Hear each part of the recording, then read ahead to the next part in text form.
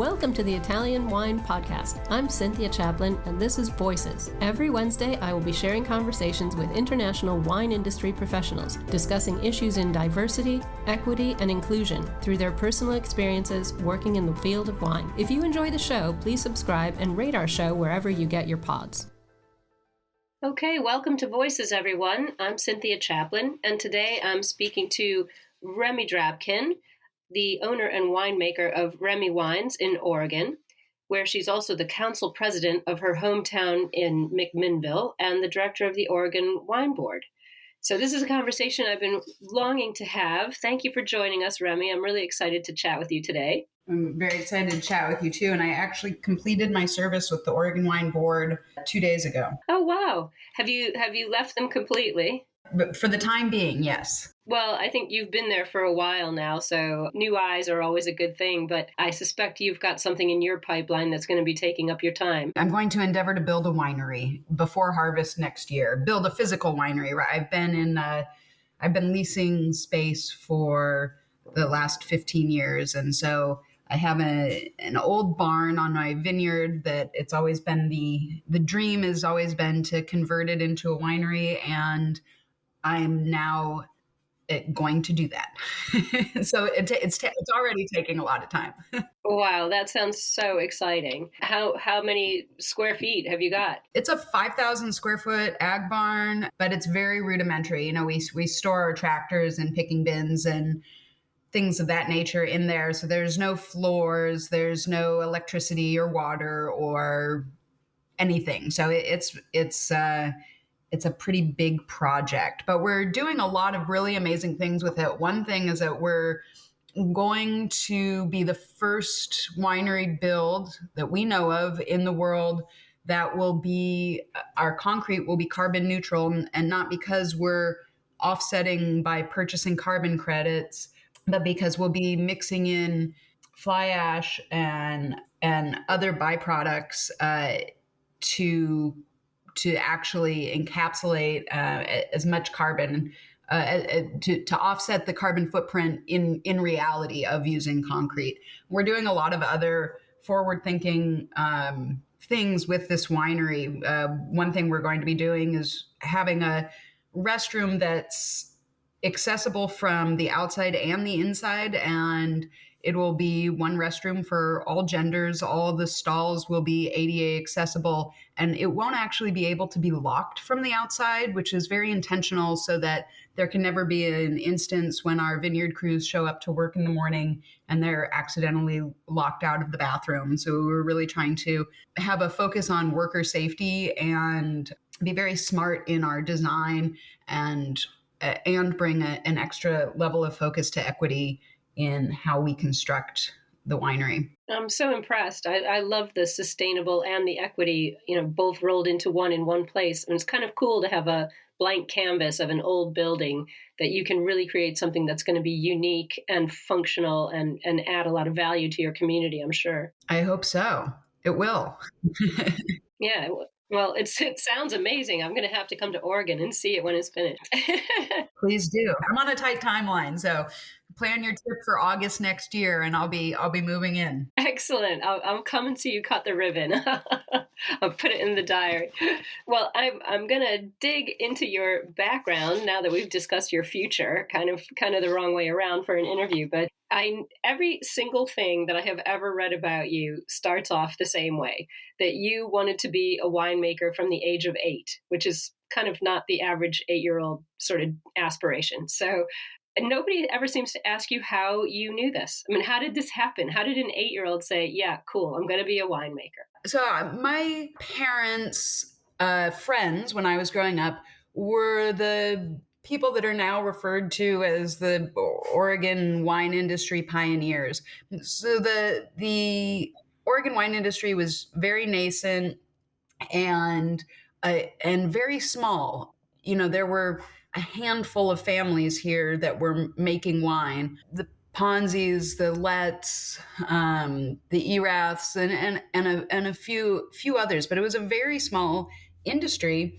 And I grew up in their homes and in their cellars, and it was a very celebratory community. We did a lot together. There were great parties, whether those were harvest parties because, everybody needed help picking. So all of our families would show up and help pick for the day, which also meant tractor rides and cinnamon rolls and things of that nature. Or All the good things that kids love. yeah, exactly. Or if they were having open houses to sell their product and try to attract local customers, we were there helping with the food and the setup. And I was running around with their children that were similarly aged and following around the kids that were, 9 and 10 years older than me. And I knew that some of those kids, especially Louisa Ponzi, was already planning on becoming a winemaker. And when you're 6 and somebody's 16, they're the coolest person in the world. And Yeah, that's your icon right there, definitely. yeah, absolutely. So it was really laid out for me in many ways. There was this kind of promise, if you will, of community. And that promise has certainly been fulfilled. That's so fantastic. I love the support that you feel in a community like that. I mean, and it does sound like sort of, an epic wine commune, harking back to the 70s, where people are living together, eating together, growing things, making things, being creative, and doing it in a family setting. I don't think there's anything more sustaining than that kind of a community, especially when you're young. So you were really fortunate to be involved. I'm jealous. I was very fortunate. I feel very fortunate still. Well, so I'm assuming that one of these lovely people gave you a job when you were old enough to start working. How did that go?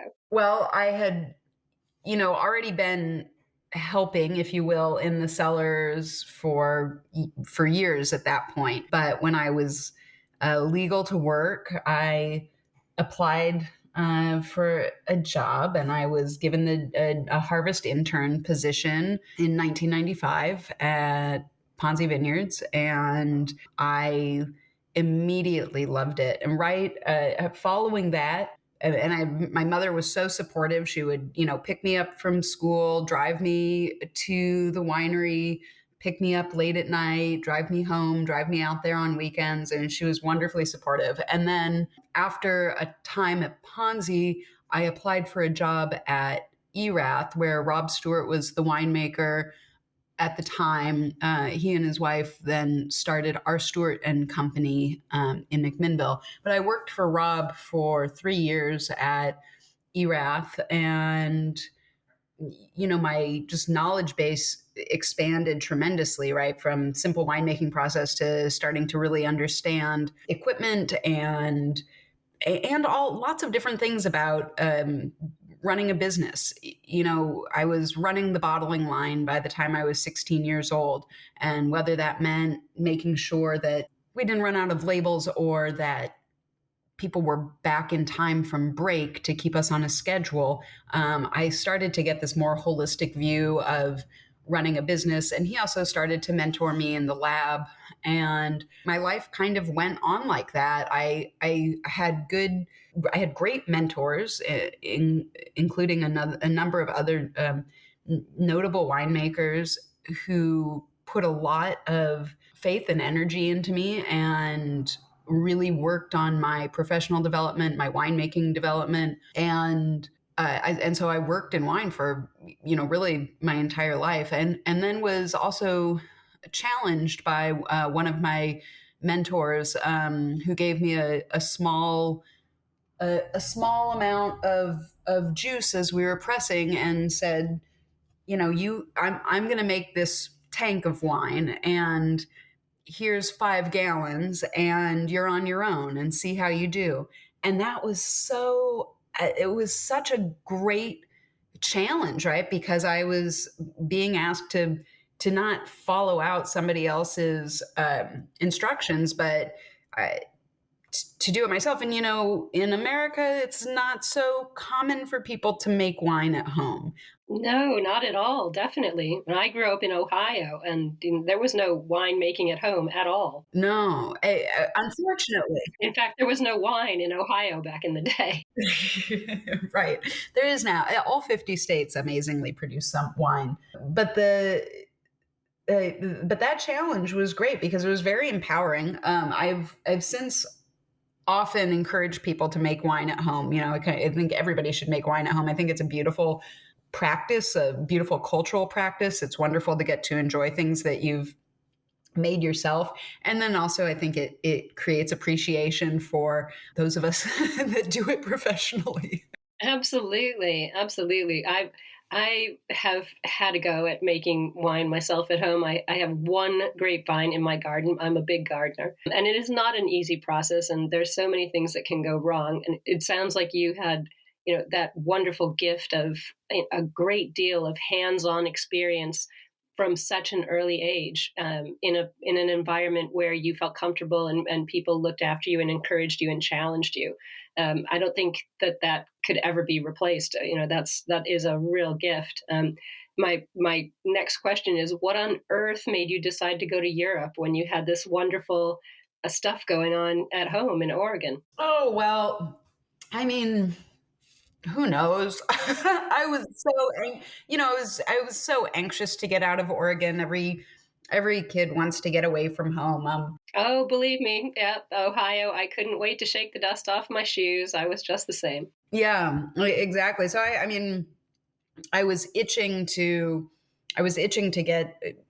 get away from my small town, the small town that I have, returned to and love. But at the time, I was itching to get away, and so I did, and I had a number of wonderful life experiences. I lived on a kibbutz in Israel, and I actually was hired to go work at the Golan Heights winery. And then I somehow didn't realize through the interview process, but then realized just shy of my first day of work that I wouldn't actually be allowed to touch the wine. Oh, interesting. Why not? Why not? Kosher, it was all kosher wine. And yeah, so I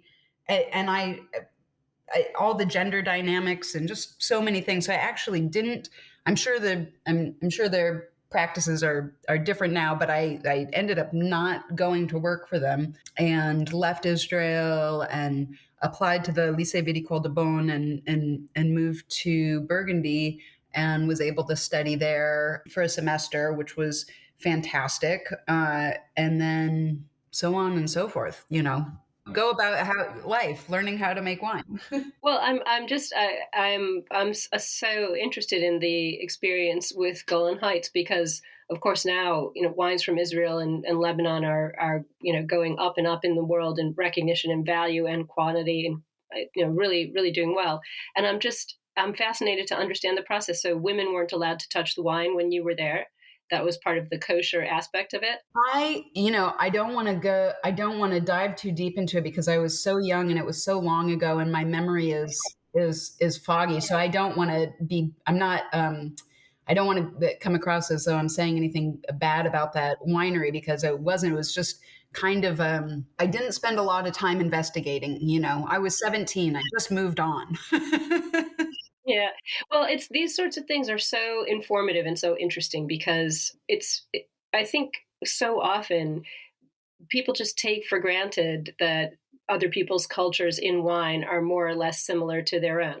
And it's really not the case, and that's really fascinating. I'm going to follow that up after this, just to find out what it's like now. I hadn't ever put my mind to that, having never set foot on a winery in Israel yet, but I plan to. But that's a really fascinating thing. So yeah, I would be interested as well. And it's the culture of wine. I mean, I think here locally, we're focusing a lot in Oregon and in my community about really applying an equity lens to the wine community. And I think you're starting to see that on a larger scale as well. And there's so many things that come into play, whether that's race and ethnicity or gender dynamics. I was in a training yesterday, a diversity, equity, and inclusion training yesterday that was for the wine industry.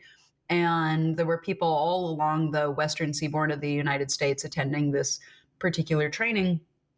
And there was a lot of kind of reveal and discussion about what people are doing inside their own companies, which also, forced people to admit things that weren't practices that weren't good within their own company. We heard about from a larger winery that has its own garden and orchards that supplies food to its kitchen. And somebody was talking about how just in this last year, they kind of had to go to bat to get good pay for the garden workers who, of course, I say of course because in Oregon, our vineyard workers are predominantly Latinx, and the same is true for lots of garden and vineyard and orchard labor. Is the population tends to be is predominantly Latinx, and so it and that's different. I worked in Australia for a time as well, and the vineyard workers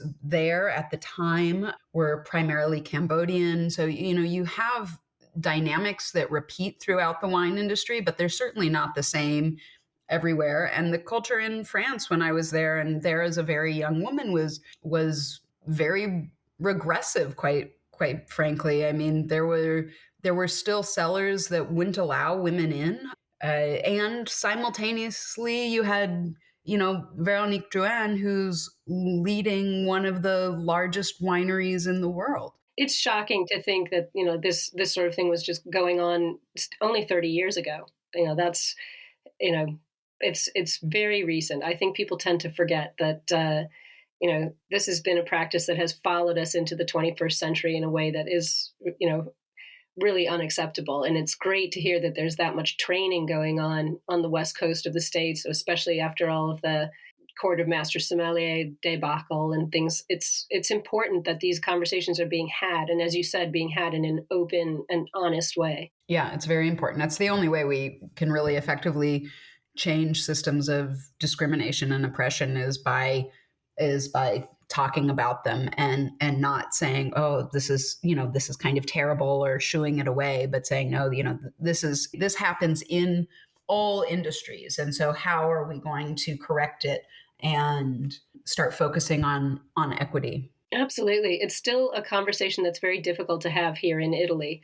There's a lot of resistance to that conversation. So part of my goal with this podcast is to get this topic and to get some, insight and perspective out into the airwaves, and let people think about it and ponder about, what they're doing in their own business, that perhaps they should take a look at changing. So yeah, it's really, it's not only, a current topic, it's really crucial to, our humanity going forward, I think. Yeah. And it doesn't have to be something that's associated with shame. Sometimes I think people feel shamed when you are talking to them about their company practices or their company culture. And it's not that there doesn't need to be any shame associated with it. It's more about how can you be intentional as you move forward. And I've talked about this to I did a presentation to the Washington State Wine Commission recently, and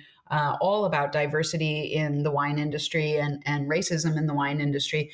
And part of it is just being very intentional. So when it's time for you to hire, where are you advertising the jobs? Are you just putting it out through your social network, or literally your social networks? Or are you seeking out groups that are doing the important work of educating and advancing minority or historically oppressed populations and advertising with those groups? One thing we do at Remy Wines is we offer a bilingual pay incentive. One thing that we're working on is translating our tasting room materials so that we have them available in English and Spanish. And, 30% of our population, or approximately 30% of our population locally, is Spanish speaking. And we want to make our tasting room as accessible as we can be. And so we don't shame ourselves because we don't have these things yet, right? We just set our intention to broaden our to broaden our scope. We don't have somebody that is bilingual on staff right now, but every time we advertise, I advertise a bilingual pay incentive. And I'm sorry, I'm talking specifically about our tasting room. Of course, even that, right? I mean, that saying we don't have somebody on staff that's bilingual when really the majority of our vineyard crew is bilingual is, I mean, we have to pay attention to what we're saying and how we're acting and what our practices are if we're going to create a better industry. And that's what I hope to do, is create a very inclusive industry that welcomes people from all sorts of different backgrounds, and where it's comfortable for people to come to my winery, and there's no concern about exclusionary practices. And the wine industry has kind of a bad reputation for being exclusive. Definitely, definitely. And I'm a wine educator as well. And it's one of those things that I fight against all the time, the snobbiness, the exclusivity, but more importantly, the actual discrimination. So I think just putting people in a position where they feel comfortable being willing to think about what they could be doing that they aren't doing, instead of, as you say, shaming them about it, but having that conversation about being willing to do better. And I like to remind business owners that there's a real return on investment. It's not only because it's the right thing to do, it's also the smarter business thing to do. And so, we've seen that in many other industries, that when you're intentional, then you either create successes or failures. There's a story that I love about Chevy, the car producer, Chevrolet, and they produced a car in the 70s called the Nova. Oh, yes, absolutely. Right. And they went to market that car in Central American countries, but they didn't invest in creating some cultural competency before they launched it. And of course, no va in Spanish is it doesn't go. Don't go. Exactly.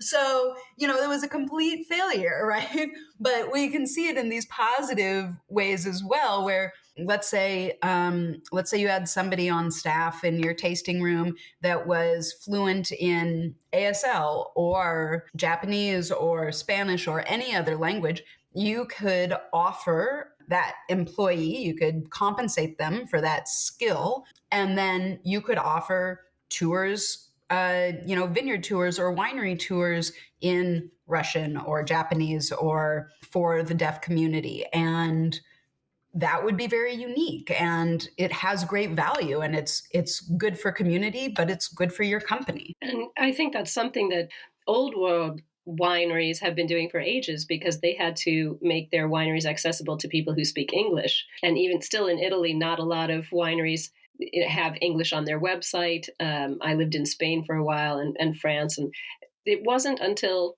20 years ago that they really sort of got to grips with the fact that a lot of their client base is English speaking or speaks a language other than their own: French, Italian, Spanish, the old world languages. So you're now doing it in the reverse of what they've been doing here for a while. So I think this is, again, a global trend of trying to welcome people into the wine world, people who've felt shut out in the past, either by a language barrier or accessibility barrier, or even just discomfort in face of wine and the technical terms we use and the barriers we put up to people coming in. So I'm a big advocate for taking those barriers down. It's very important in what we do. I couldn't agree more. Well, I know you've been doing a lot of civil service as well, and you've been the liaison for the Diversity and Equity and Inclusion Task Force over there. How has being a part of several different communities yourself sort of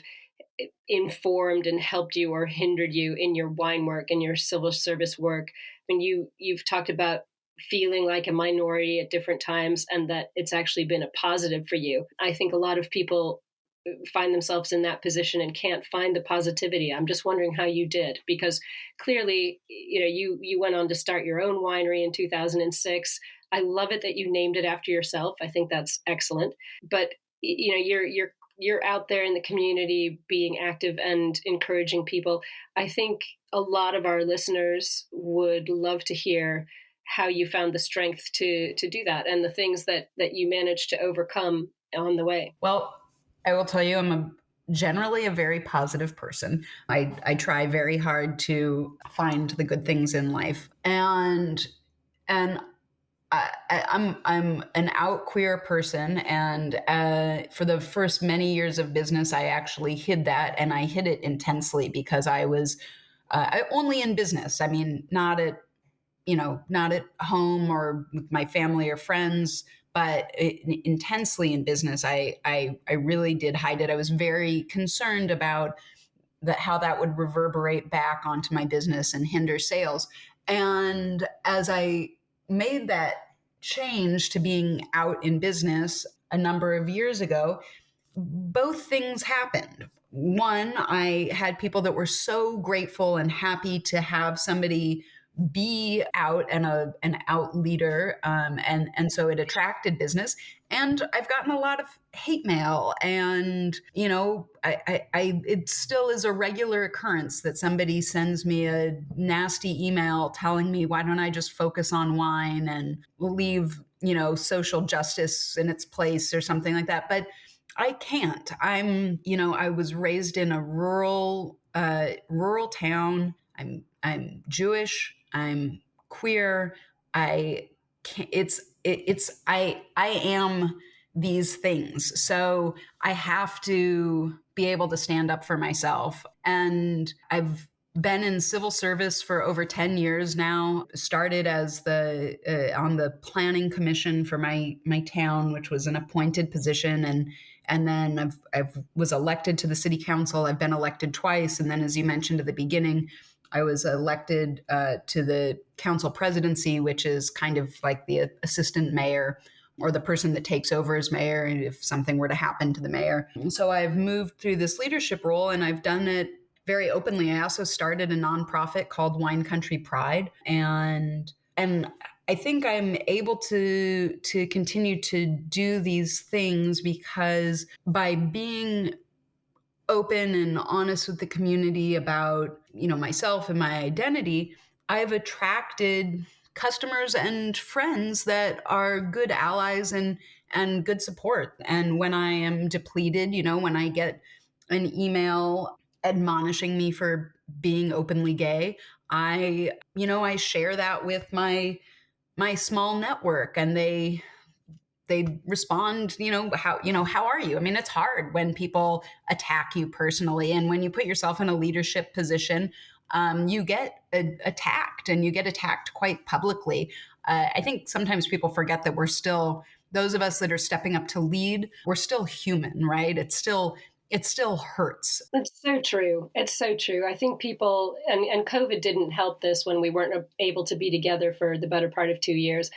People forget that, the words that they say or that they write aren't just, going out into the air. They're actually landing on someone's heart. And that's not something to toy with. People forget. Again, it comes down to that humanity of, what you're taught in kindergarten: do unto others as you'd have them do unto you. Don't attack people for who they are. So I'm so inspired by how much you have stepped up and put yourself out there and put your neck on the line, really, to represent and support and mentor and be an example and be a leader for all of the communities that you represent. I mean, I think it's a great a testament to your upbringing with such a strong family community of friends. And, wine people in general tend to have that lovely family attachment and supportiveness. So, I mean, Italy is a funny place because, being gay and not being Catholic and things like this are definitely not the favorite topics in Italy. 75% of all wineries here are owned and run by, generally, typically middle-aged to elderly, old white men. So this conversation is a conversation that I feel is so important for people to hear because it's not like that everywhere. And the fact that you're growing that community in Oregon and actually speaking and talking to people along the West Coast is amazing. I think I'm going to recruit you right now to be a speaker at our Wine to Wine Business Forum next October. I think you'd be amazing. You'll have to come to Verona, which would be awesome. I have to come to Verona during harvest. We'll make it worth your while.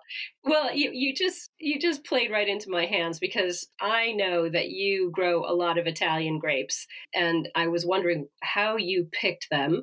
Why, and what is your favorite Italian wine? You can't choose your own. What's your favorite Italian wine? But I'm very interested in your grape selection for your vineyard. Yeah, so How are those grapes doing in Oregon? I don't want to take credit that isn't mine. So I pay a lot of attention, and a lot of our early wine growers were planting Italian varietals as well experimentally. It's just that, Pinot Noir and Pinot Gris were automatically, they did so well here. And so we became quite well known for that, and then Chardonnay, et cetera. But I've been working with Dolcetto that's been planted here at other vineyards for 35, 40 years. So really well-established vines. I personally planted Lagrein at my vineyard, which is one of my favorite geeky grapes. I love Lagrein. So I was thrilled when I saw that. We were going to get to this point in the talk because I wanted to know why you picked that one. It's not the easiest grape. It's not the easiest grape, but there was a gentleman named Bryce Bagnall who worked here in Oregon, and he thought it would be a great blending grape for Pinot Noir. And so he planted an experimental half acre, and I worked with that fruit, making 100% Lagrein from it. But I worked with that fruit for a couple of years, and I thought it's just a great varietal for us. And one of the reasons I thought it was so great too is because we've been watching our climate change, and Lagrein is so sturdy in many ways, right? It has very thick skin. The clusters themselves are very open. So they're kind of naturally mold or mildew resistant in that way. Yeah, exactly. Yeah. And it tends to ripen at lower Brix levels. So, the Lagreins that you're finding coming out of northern Italy are 10, 11, 12% alcohol. And I love wines that are, I really appreciate low alcohol wines that are complex. And it's hard to do. It's tricky to keep that complexity and keep the alcohol low. Yeah, but we're able to do that here, especially with the Lagrein. I mean, it is a fantastic varietal for our area, and I make it very what I would consider traditionally. If you were, I barrel age it for 2 years and then bottle age it for an additional year before release. That's commitment. That is a lot of commitment. That's 3 years without any income, but that's what that grape needs. I'm so impressed. It does. You have to tame it in a way. Yeah. Yeah, exactly. I'm dying to taste it. I'm sure I can't get your wines over here, but when you come to Verona for the conference, you can bring some. Perfect. Well, Remy, I'm going to let you go. I know you're busy, and I'm just so happy that we got this chance to talk.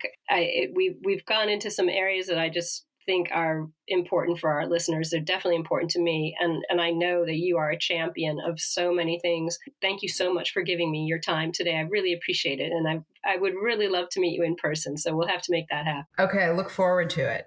Thank you so much. Yeah, well, I live in Verona, so you can come and visit, and we'll go up to Lagrein ourselves. Okay, and can we go taste a lot of Tirol to go? You asked about one of my favorite wines.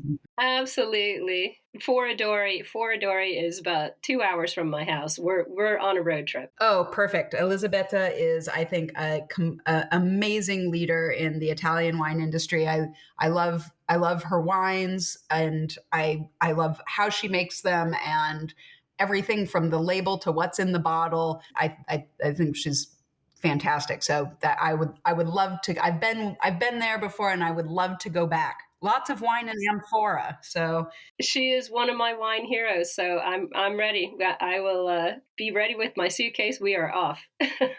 Okay, perfect. I'll see you then. All right. Well, thank you so much and have a good day. Thank you. Thank you for listening, and remember to tune in next Wednesday when I'll be chatting with another fascinating guest. Italian Wine Podcast is among the leading wine podcasts in the world and the only one with a daily show. Tune in every day and discover all our different shows. You can find us at ItalianWinePodcast.com, SoundCloud, Spotify, Himalaya, or wherever you get your pods.